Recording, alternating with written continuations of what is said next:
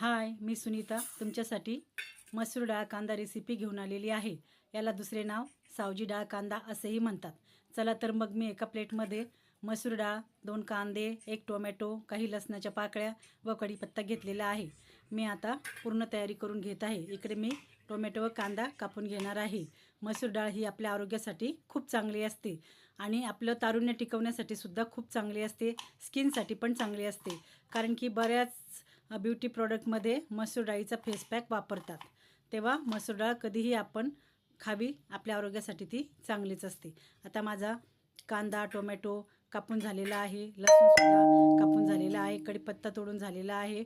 आता मी इकडे गॅसवर कढईत तेल तापायला ठेवलेले आहे। तुम्ही बघू शकता। तेल तापल्यानंतर मी त्यामध्ये थोडेसे जिरे, थोडीशी मोहरी टाकून घेणार आहे।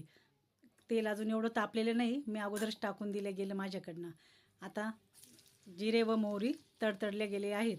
आता मी त्यामध्ये कापलेला लसूण टाकलेला आहे व त्यानंतर कापलेला कांदा टाकलेला आहे व त्याच्यातच कढीपत्ता धुवून टाकलेला आहे। आता कांदा छान परतून घ्यायचा आहे। कांद्याचा चांगला गुलाबी रंग होईपर्यंत आपण त्याला परतत राहायचं आहे। त्यानंतर त्यामध्ये आपण कापलेला टोमॅटोसुद्धा टाकून घ्यायचा आहे। टोमॅटोसुद्धा छान परतून झाल्यानंतर तो छानपणे मॅश होतो व भाजीला पण छान कलर येतो।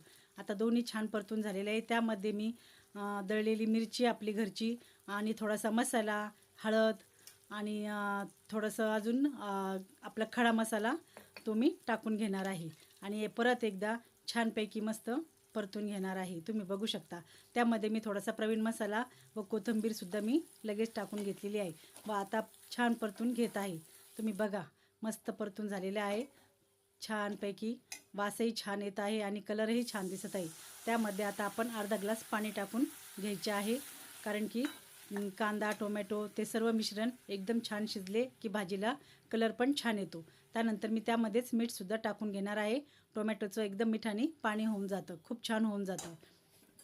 त्याच्यामुळे आपण मीठ हे करतानाच टाकून द्यायचं। टोमॅटो जर भाजीत टाकला तर मसाला परतवतानाच मीठ टाकून द्यायचं। त्यानंतर मी धुतलेली मसूर डाळ त्याच्यातच वरतून टाकून घेणार आहे। बघू शकता तुम्ही, मी डाळ अगोदरच धुवून ठेवली होती, ती मी आता त्याच्यामध्ये टाकून घेतलेली आहे व छानपैकी सर्व मिश्रण एकजीव करून घेणार आहे।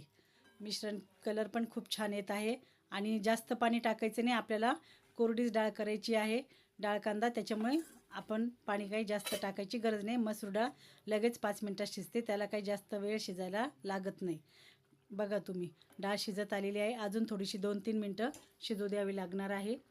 छान तरीसुद्धा आलेली आहे भाजीला आणि कलरसुद्धा खूप छान आलेला आहे। मी कधी पण मसूर डाळ करायची तर अशी कढईतच करते। बघा तुम्ही किती छान शिजत पण आलेली आहे आणि पाणीसुद्धा एकदम थोडंसं राहिलेलं आहे। किंचितसं पाणी राहू द्यायचं, आपण पूर्ण कोरडी पण नाही करायची आणि पातळ पण नाही करायची। मसूर डाळ एकदम छान झालेली आहे। मी त्यामध्ये आता वरतून परत थोडीशी कापलेली कोथिंबीर घातलेली आहे। तुम्ही बघा किती छान दिसत आहे मसूर डाळ, मी तुम्हाला पूर्णपणे जवळून दाखवत आहे। आता मी मसूर डाळ एका प्लेटमध्ये काढून घेतलेली आहे। मस्त कलर दिसतोय आणि मस्त छानच दिसत आहे आणि आता आपल्याला असं वाटतं की लगेच पटकन खावी की काय।